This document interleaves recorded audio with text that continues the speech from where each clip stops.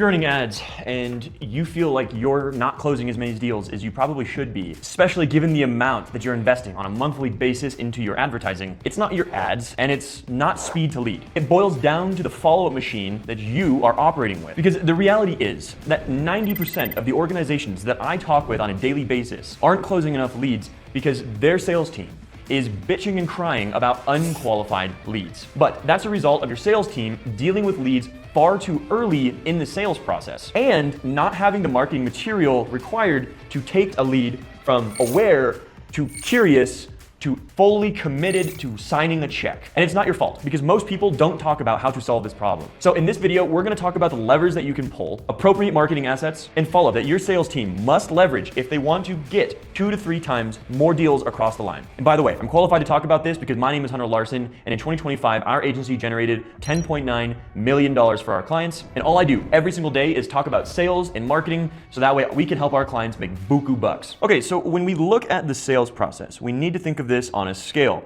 So on this end, we have awareness, and then over here, we have the close. So the sales cycle obviously starts right here when a prospect becomes aware of your business and then ends when we get to the close. Now, we can make an argument, obviously, that there's going to be some upsell opportunities over here, but for this video, we're gonna be just focusing on what happens in this area right here, okay?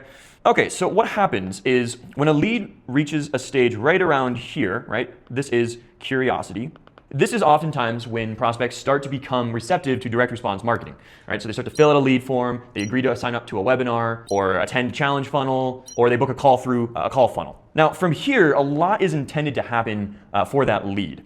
And generally, all of that happens right around in this region right here. So this is kind of the region that most businesses are actually forgetting about. And this is where we start to educate and give leads context for what your business does through things like short form. So we have short, we have long form, emails, SMS, right? Just to name a few. We can also have some frequently asked question videos that we send out to prospects. And there's a lot more to this, obviously, that I'm not going to share for free here on YouTube. But if you want to learn more, click the link below. Now, what we're looking at in this video here, this is what most companies don't have in place to actually educate a lead. So this is also why typically what happens is your sales team, so this is the sales call, right here, this is the sales call.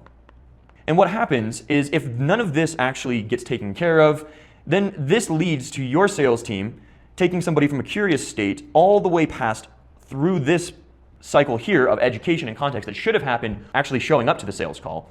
And this is why sales teams generally start to complain.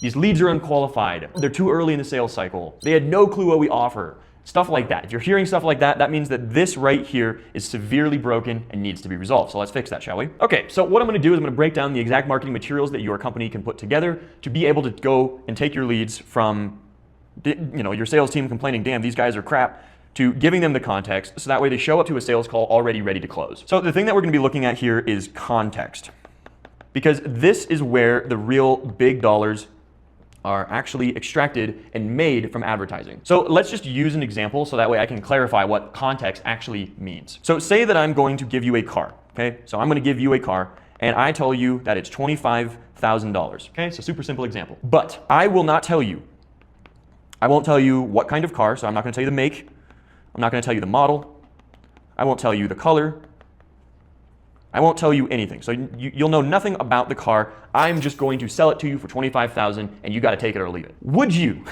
fork up $25,000 to pay me for our car that for all you know could be a car without wheels and doors? Of course not, right? So why do you expect your prospects to show up to a sales call and buy from you when you're essentially selling them a car for $25,000 or whatever your pricing is without context? Okay, so now let's go and just to articulate this even further, now, let's assume that you have been offered a Ferrari, okay? A Ferrari SF90, okay? And I'm still offering it to you for $25K, all right?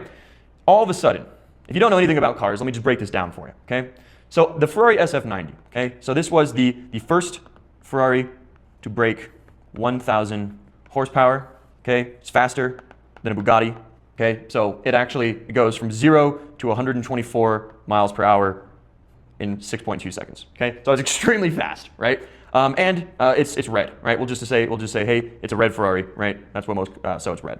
All of a sudden, $25,000 suddenly feels like a great deal, and you're probably going to line up outside of my office door right over there to camp out with a check signed for $25,000 because that way you can get your hands on a Ferrari SF90. But one thing I want you to notice, the only thing that changed in this example is the context in which we are giving you to make the decision, right? The price stayed exactly the same. The offer didn't change. I'm offering you a car, right? One's just, you just know what car it is. That's all that's changed. So the only thing that's actually changed in this example is the context in which we have positioned our company or in the offer. So in business, the context that you send to people is the case studies, it's the frequently asked questions, it's the breaking down exactly what they're getting for the money that they're going to spend with you before they ever show up to a sales call and waste your sales team's time, right? So this is the context. This is where we're telling them what the make, what the model, what the color is, how fast it is, right? So we are starting to provide that context before they show up to a call. And that's what most people aren't doing.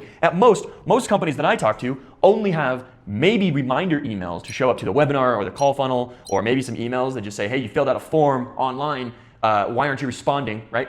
Just crazy but dumb shit like that. Because if we get context right, all that should happen on the sales call is logistics, okay, and collect money. That's all that should happen.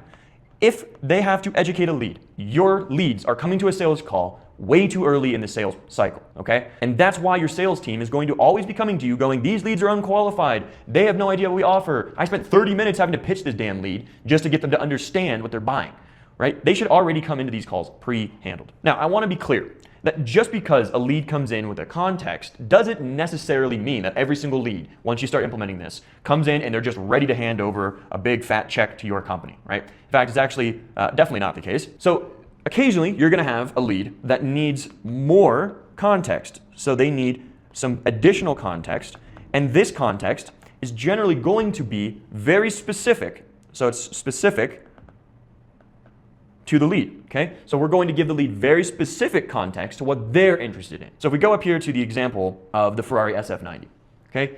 Let's say that the person that you're selling to, okay, so let's say that the lead is 6'8", right? Do you think that a 6'8" person is gonna be able to fit comfortably in a Ferrari SF90? Probably not. But if we can prove to them, if we can prove that they will fit in that Ferrari by giving them the context that they need, right? Saying, hey, this is a 7-foot person sitting in this Ferrari. All of a sudden that lead's chances of actually buying our offer, right? In this example, this Ferrari, dramatically increases. So how do we do this in practice in a business sales setting, right? When we're not offering someone a car. So it's very easy. And all we're going to be doing is in the CRM. So we're just so in the CRM, okay, what we're going to do is we're gonna have some tags, right? And generally I like to have these in a drop-down, and we're just gonna have things such as too early, right? So lead showed up too early in the process, needs more context for X, right? So whatever X is, right? So an example could be they need more context around can they fit in the Ferrari, right? Or in a different business example, let's say that we're selling heating and cooling services and we're helping someone upgrade to a more energy efficient heating and cooling system. Well, they might need context around what it's going to take to actually maintain the system, okay? So then we would provide context. We'd have a tag in our CRM where the sales team can just say needs context around maintenance. Now that triggers off a whole bunch of emails, right? And SMS. So they get emails, they get SMS about maintenance, right? Some videos, right? To provide the exact context that that lead needs to close a deal. And the reason that we do this is it takes a lead from, yeah, I mean, it sounds pretty good. Let me think about it. I don't know, maybe it's not that important, to not being able to sleep with themselves if they don't take the deal, right? Just like in this example here. Okay, you probably wouldn't be able to sleep with yourself if I told you I had a Ferrari for $25,000 that I'm going to sell to you with all of the context that I've provided for you here. You're going to want to get it. You're going to come up with the $25,000, right, at some point. And that's really what we want to get our prospects to as well. So for clarity, if you don't have all of this right here, what is the lead left with after a sales call? Let's say they show up and they don't get the context they need. What are they left with? Well, they're left with shit all, right? They're left with maybe some generic marketing content, and they might just get a bunch of random stuff from your company that is highly irrelevant to what they actually need to move forward. So that's why this is so important. A good example of this, there's a company called Olly, O-L-L-Y, and they make gummy supplements. That's kind of their thing. And I get text messages from them on a weekly and monthly basis, right? Probably more like monthly.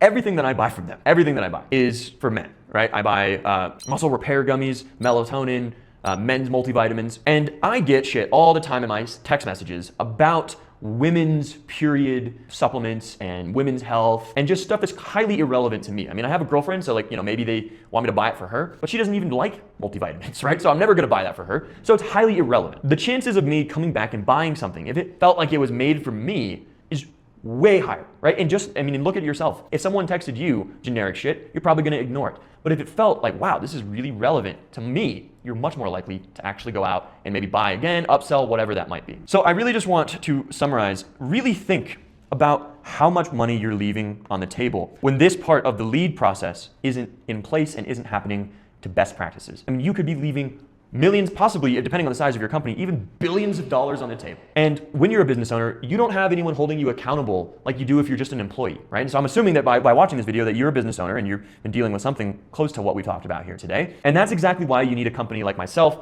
to come in and provide some other additional eyes on your sales process and help you build out this infrastructure correctly from the start and hold you accountable to making sure that your sales team has what they need to actually be successful and close buku bucks. They'll make more money and so do you. So if you want us to do this for you and you want us to get all of this set up for you correctly, just click the link in the description. You can go to apply to work with us. Just a quick caveat to this though, we do only take about 10% of the companies that we talk to. So if you're not doing at least $1 to $5 million a year in revenue in your company currently, don't even bother applying. And that's not to shit on the small guys or anything like that. It's just that this does require a significant amount of capital to really implement correctly. Click that link in the description if you want to apply to work with us. If you want more valuable content like this, you can click our YouTube channel and you can see more videos about various stages of the funnel, how to advertise properly, how to optimize and test creative, what have you, right? I'll also link a video right there. So that way, yeah, it's right there. So that way you can click that and just keep watching more valuable content and start making buku bucks. That's all for now. Talk to you soon.